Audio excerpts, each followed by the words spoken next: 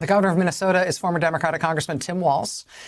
He is under quarantine as of tonight after coming in contact with someone with COVID-19. It was believed to be a member of his security detail. The governor says he is not showing any symptoms, but he is going into quarantine. That's the governor. Also on the front page of the Star Tribune right now, a story about the lieutenant governor of Minnesota. Her name is Penny Flanagan. Also on the front page of that same paper right now is the news that her brother has just died from coronavirus. She describes her brother as a tough as nails U.S. Marine. And she says this, quote, "If you feel fine, that's great. But please consider the possibility that you're carrying the virus and don't know it. And then you walk past the next Ron, my big brother, in public. COVID-19 now has a personal connection to me. Please do all you can to prevent one for you." Also on that same front page tonight, Minnesota's confirmed caseload as a state jumps from 169 known cases yesterday to 235 known cases today. Also on that same front page, the fact that the transit system in the Twin Cities is cutting its service by 2 days from now by 40%. And then there's the news from Minnesota's senior U.S. Senator Amy Klobuchar. And again, the context here in that state is the state's governor is now quarantined. The state's lieutenant governor has just announced that her brother just died. And now the state's senior U.S. Senator, Senator Klobuchar, announces that her husband has coronavirus and he is hospitalized.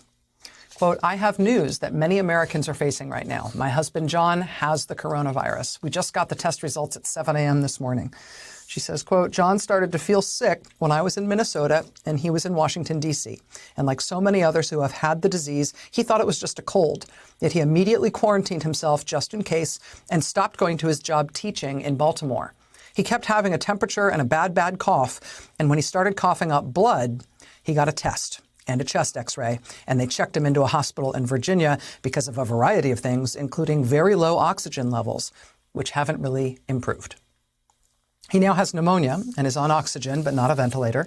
While this story is his and not mine, I wanted to let my colleagues and constituents know that since John and I have been in different places for the past 2 weeks, and I am outside the 14-day period for getting sick, my doctor has advised me to not get a test.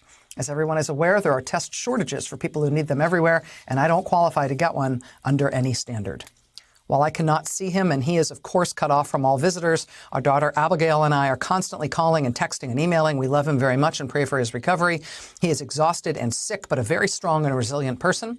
I love my husband so very much, and not being able to be there at the hospital by his side is one of the hardest things about this disease.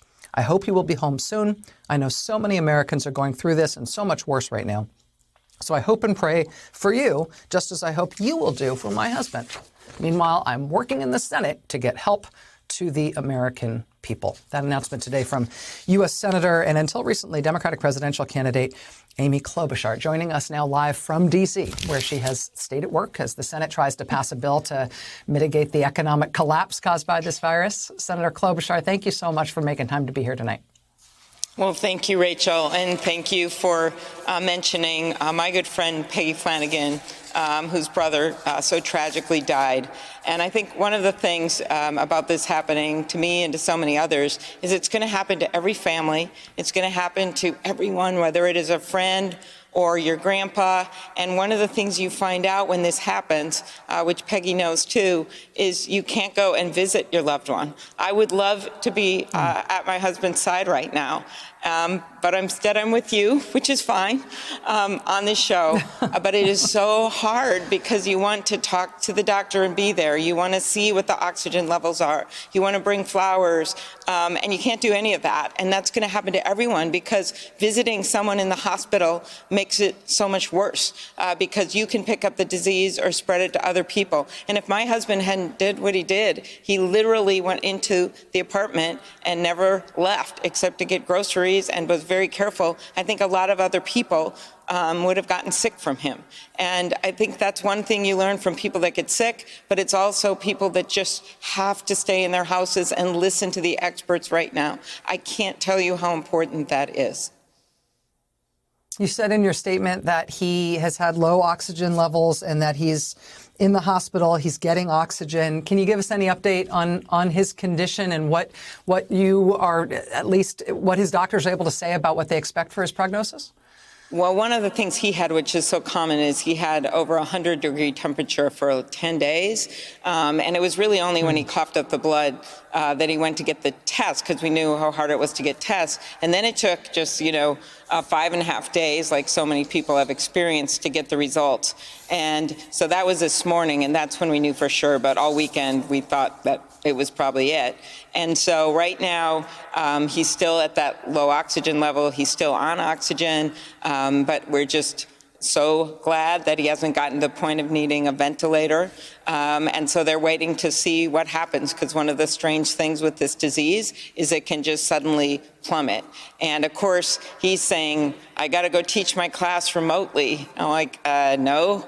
And so at some point, the hope is he'd probably come home with oxygen, but the minute he can come home, he will. So, we don't know. These things have taken a turn from the worst, like Peggy's brother, who had cancer, and so that was part of what went on there.